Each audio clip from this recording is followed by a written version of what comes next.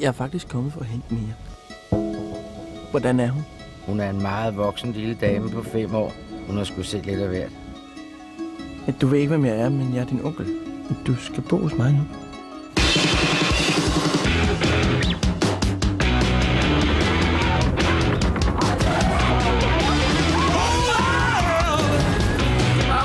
Så.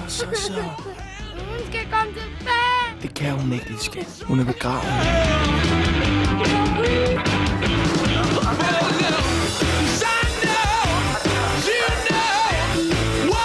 Hun ser sin døde mor hele tiden. Det er min mor. Du kan fandme da ikke beskytte hende fra virkeligheden. Hvis virkeligheden ser sådan ud, så kan jeg love dig for, at jeg kan beskytte hende fra den. Hallo, hvad sker der?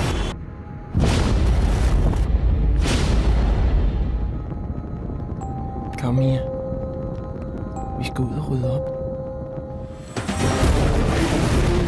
Fanden er du? Jeg er ham, der skal hjælpe jer med at fjerne Princess-materiale. Vi mødes på et offentligt sted, så du ikke kan fuck med os igen.